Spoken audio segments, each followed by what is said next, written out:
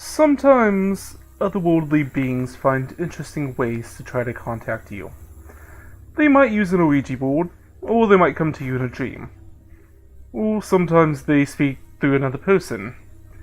They each have their own style and preference that's particular to them. The one who contacted Jack spoke to him through his computer. Or I guess you could say the communication was through on-screen text. The first time it happened, Jack had been sitting on his computer playing solitaire. A blinking red light from the router indicated that his internet connection was down again. This is a weekly occurrence, and Jack was getting used to the spotty internet service. As he moved his codes, the game faded into a solid black screen, and the red text appeared. "Hi Jack, I need a favor from you. You're a very special person, and I know you'll help me. I can't ask this of just anyone. I really need your help." Jack paused for a second. The router light was still blinking red. Is this some sort of a joke? He couldn't help but wondering. Several moments later, the message continued. "Yes, Jack, I know this is weird for you, but I don't want you to worry. This is just a small, easy favor I need. I'll make sure you're rewarded." Now, clearly in panic, Jack reached around and pulled the internet cable completely from the wall. "I'm still here, Jack. I don't want to waste any more of your time, so I'll get right to what I need. Tomorrow when you go to work, I need you to move the large potted plant that's next to the elevator on the ground floor. All you have to do is pull it 3 inches from the wall. If you do this at 8:17 a.m., nobody else will be in the area."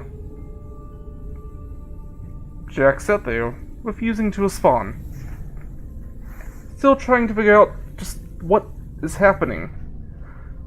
The writing continued.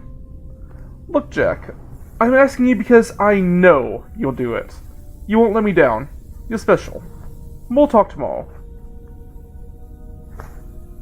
Jack pulled the power cord from the wall, and the computer went black.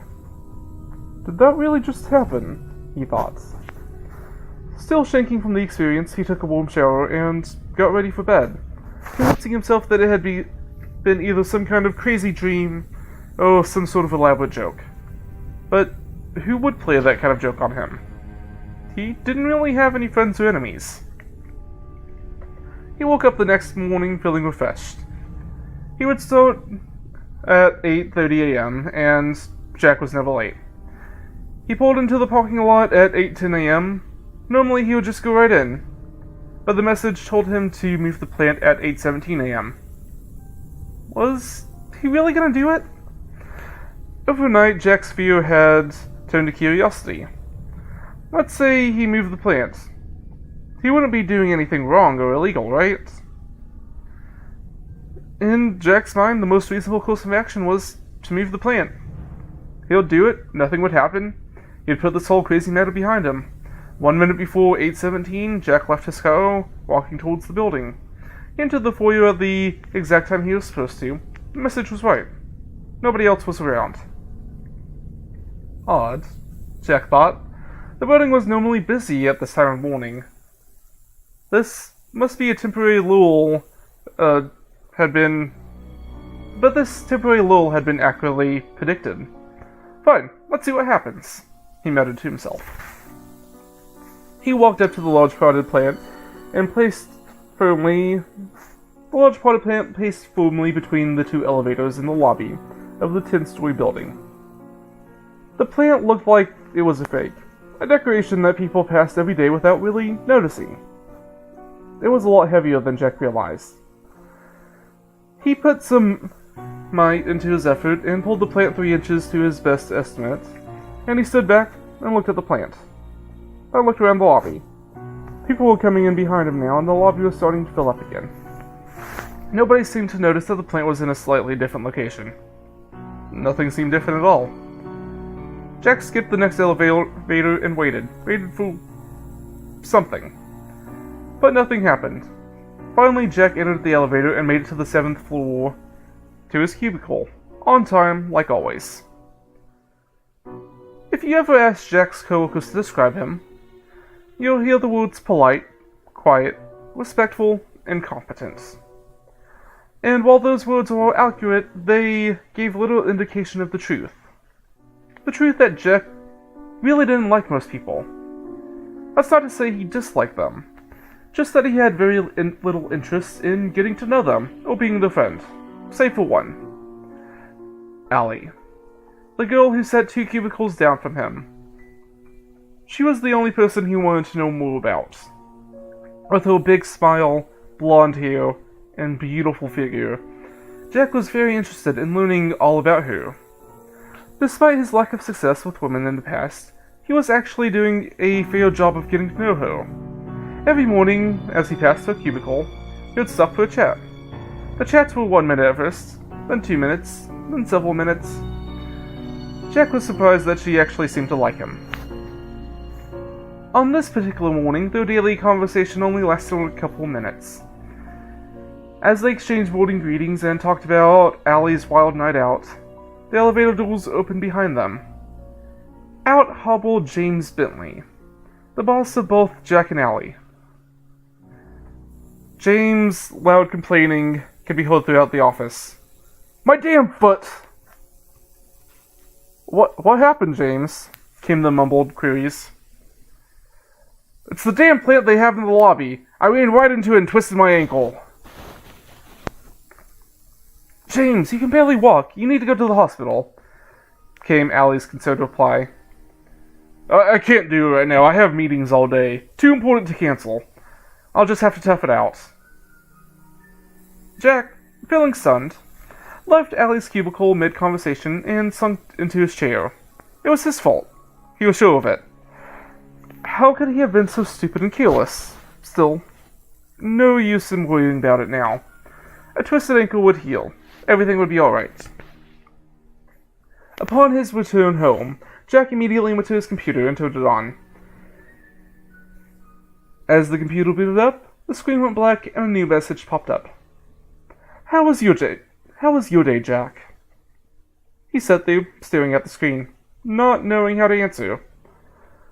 The message on the screen continued. "Actually, I know how your day was. But never let it be said that I'm not polite. You're wondering what's going on. You want to know why James Bentley had to twist his ankle. Well, Jack, this chain of events isn't done playing out. I don't want to tell you too much too soon, but this will all make sense in short order. Just go to work tomorrow like you normally do. Don't worry about a thing, Jack. You'll be rewarded. You're special. Talk to you tomorrow." Jack sat back in his chair. What's going on? Who was sending him these messages? Jack's curiosity was fully engaged, and he was almost a bit excited to see what would happen next. The next morning, at work, so just play off as any ordinary day. Jack noticed that the plant had been pushed back against the wall fully, probably by the night cleaning crew. James Bentley showed up shortly after lunch, hobbling into the office with one good foot. "Man, this foot's killing me," Jack could hear him over say, but apparently James still didn't want to miss a meeting that he had around 3 o'clock. And it wasn't until after that Jack saw him again. James, who had always seemed to prefer Allie over others, came limping over to her cubicle. "Allie, you're not doing anything right now, are you?" No, nothing that can't wait till tomorrow, I guess." "Good. Could you please drive me to see my doctor? I probably should have gone yesterday, but I just couldn't get away, and this pain's killing me. Right now, I don't think I can drive myself. I barely made it here this morning, and I don't think I can push the gas pedal right now. But you can take my car if you want." "Yeah, that's fine, James. I don't have a problem taking you." Turning to Jack as she said her goodbye. "See you tomorrow, Jackie." She put on her coat and slowly followed James as he struggled down the hallway. She gave a half-turn and shrug in Jack's direction. With a little smile, she walked away. Jack Jack felt even lonelier than normal when she was gone. It was 10 minutes later that they all heard the crash. It was preceded by the loud horn of an 18-wheeler and screeching brakes. The collision itself was a sickening thud of two large metal objects colliding. Even on the 7th floor it was loud. The office workers all gasped and ran to the windows. "Is that James's car?" one of them asked. "Hard to tell from up here, it's so banged up," someone responded. The horrifying implication of what just happened came to Jack immediately. No, he thought. This can't be true. Shaking all the way, he ran to the elevator and went to the ground floor along with several others from the office. Some of them were crying. As they joined the growing crowd around the scene of the accident, Jack could hear the far-off sound of the emergency sirens. Looking past the gawkers, he could see that the 18-wheeler had hit James's car broadside. Its driver had been thrown out onto the pavement where he lay motionless. James was sitting at the passenger seat of the car, motionless but with a surprised look on his bloody face.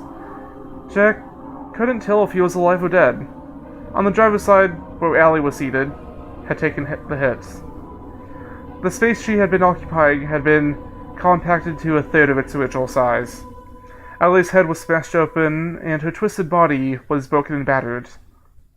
The crowd was stunned. Tears, screams, sirens. That's all Jack could hear. Without going back inside the building, Jack ran to his car and drove home, angry and sad.